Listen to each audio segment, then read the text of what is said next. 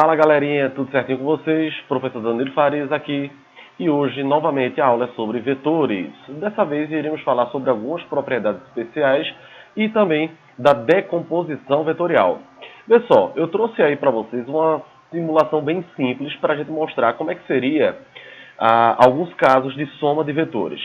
Veja só, aqui eu tenho dois vetores, ambos com o módulo de 9, né?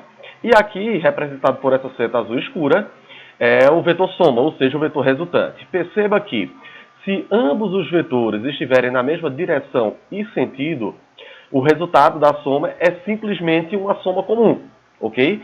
Caso que não acontece quando a gente altera a direção ou o sentido de cada vetor, ok? Então veja aí, 9 mais 9 já dá os 18. O segundo caso que a gente tem a mostrar é se os vetores possuírem o mesmo módulo, porém sentidos opostos. Olha lá, eu vou inverter aqui agora. Vou inverter aqui o vetor. E vou colocar ele do mesmo módulo. Vou colocar ele aqui com 9. Perceba que o vetor soma agora, ele passou a ser 0. Ou seja, eu tenho dois vetores de módulo 9, no entanto, um está no sentido oposto ao outro. Isso significa, então, que eu vou somar com o vetor oposto. 9 mais menos 9, o que vai me dar 0. E o terceiro caso é se eles forem perpendiculares, ok? Então, eu vou pegar aqui esse vetor aqui, ó, o mesmo. E aqui eu vou ter um vetor de 9, outro de 9 novamente. No entanto, agora um está na direção horizontal e o outro está na direção vertical. Perceba que o módulo agora do vetor soma ele foi alterado para 12,7 e que a sua direção e sentido agora se tornaram diagonais.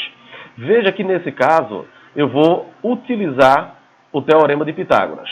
Olha lá, eu tenho um vetor de 6, um vetor de 8. Lembra?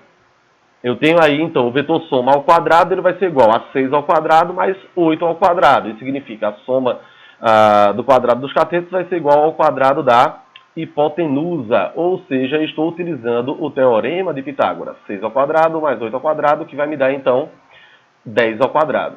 Ok? Então, essas são as três propriedades que temos para falar de casos gerais de soma de vetores. Agora, pessoal, a gente vai falar a respeito da decomposição vetorial. Veja só, se eu tiver, por exemplo, um vetor aí na diagonal qualquer, um vetor V, ok?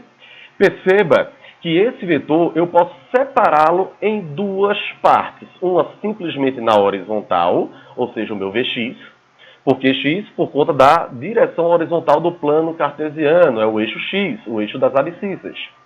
E veja que ele forma um ângulo φ, aí com essa horizontal, ok?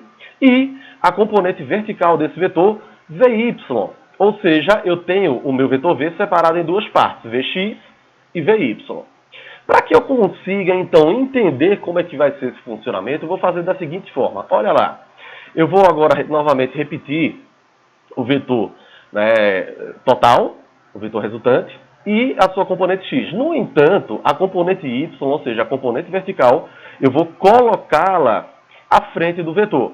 Só estou espelhando ela, ok? Trocando ela aí da posição. Perceba que a figura que eu formei aí é um triângulo retângulo.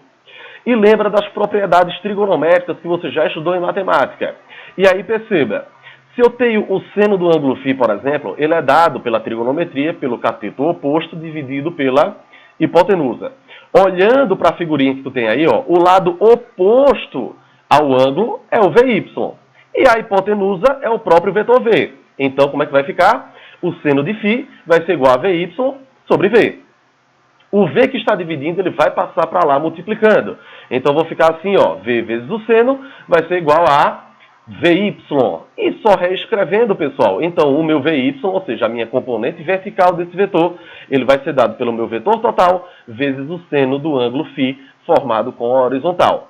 Do mesmo modo, eu posso obter, então, com a função cosseno. Lembra? Da trigonometria, a gente tem que o cosseno é o cateto adjacente ao ângulo dividido pela hipotenusa. Olha para a figura aqui. O cateto adjacente é quem? O Vx. E a minha hipotenusa, novamente, o meu vetor total V. Ok? E aí eu só faço substituir Vx sobre V. O V que está dividindo passa multiplicando, então eu vou ter V vezes o cosseno igual a Vx. Só reescrevendo, então, Vx é igual a V vezes o cosseno. Pessoal, é bom lembrar que isso é utilizado quando a gente tem o ângulo sendo formado com a horizontal.